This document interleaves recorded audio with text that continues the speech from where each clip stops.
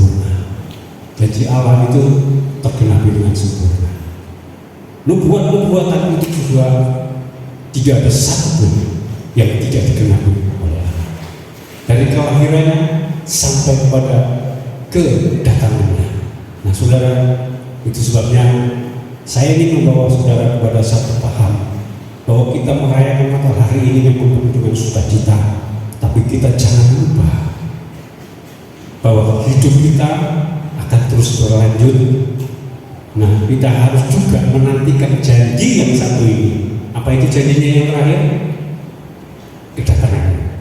Wahyu 1 ayat 7 sampai 8. 2, 3. Lihatlah, ia datang dengan awan-awan, dan setiap mata akan melihat dia, juga mereka yang telah menikam dia, dan semua bangsa di bumi akan meratapi dia.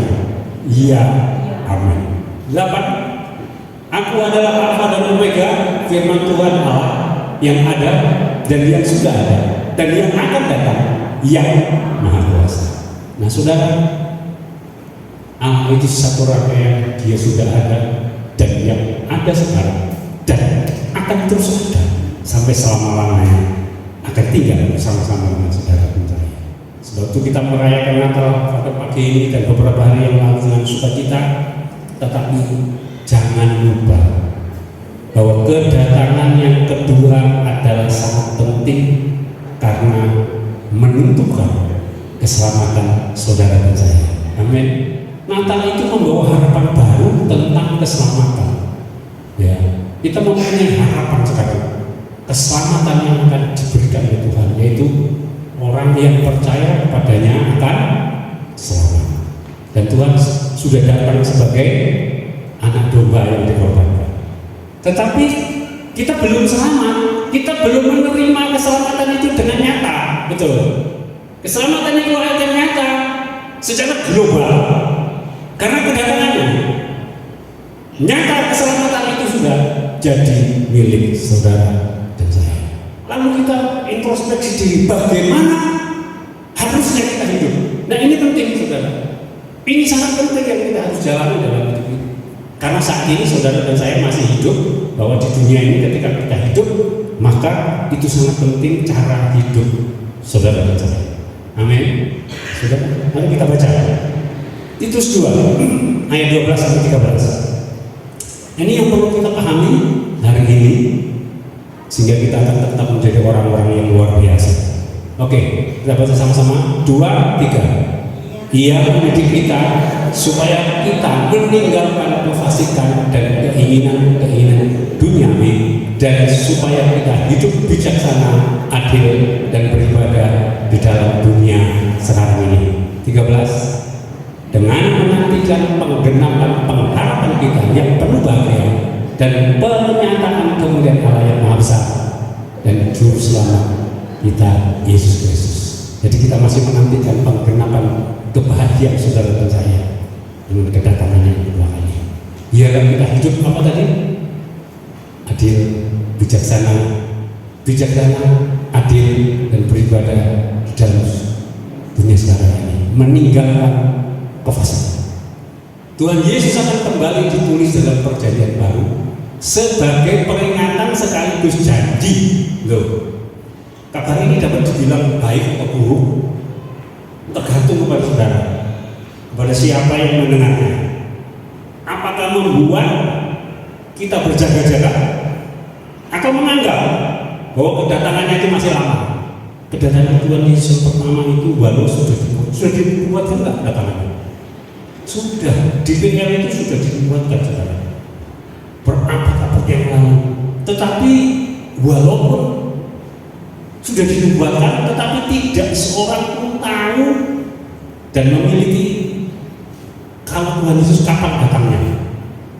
Tahu nggak di dalam Alkitab kapan lahir? Kan nggak tahu. Kapan waktunya? Nggak ada. Nggak ditulis kan? Kapan Tuhan Yesus lahir ditulis? Nggak ada. Nubuat selamanya seperti itu. Nubuat tidak pernah menyebut nama, tidak menyebut kapan. Saya kasih tahu saudara, itu ciri nubuat. Karena kelahiran Tuhan Yesus itu walaupun sudah dinubuatkan, tetapi dia di dalam perjanjian lama disebut apa? Immanuel, tidak nama Tuhan beserta kita, tidak nama. Kapan nama itu ditentukan?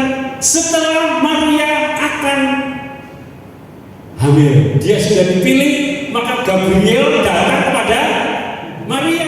Maria, jangan takut, engkau dipilih Tuhan. Hari ini Roh Kudus akan menaungi engkau akan melahirkan seorang anak laki-laki, dan engkau akan memberi nama dia Yesus. Saat itu diberitahu kedatangan Tuhan Yesus itu luar biasa, tidak disangka-sangka.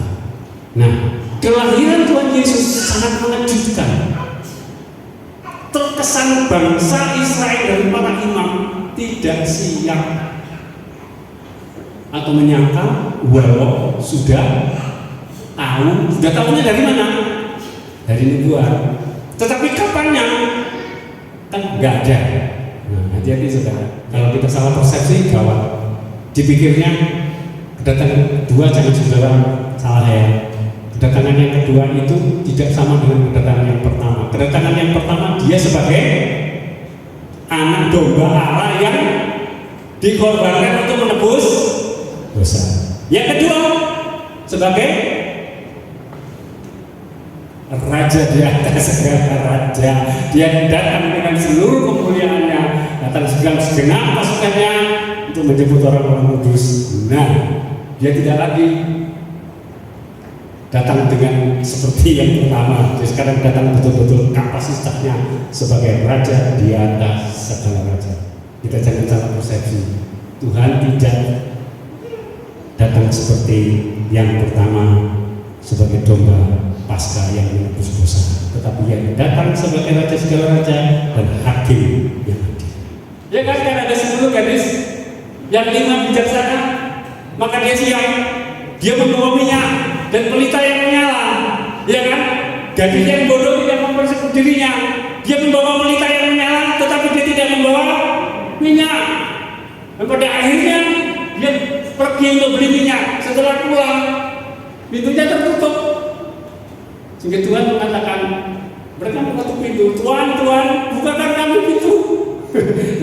Mempelai yang di dalam mengatakan, nyala kamu, aku tidak kenal kamu. Saudara, kalau hari itu kita ada di situ, saudara bisa bayangkan nggak kalau kita salah persepsi? Betapa kita terlambat sudah, kita tidak bisa lagi memperbaiki kehidupan kita. Hari ini kita belajar untuk berhati-hati dalam hidup. Saya percaya saudara, semua tergantung kepada saudara.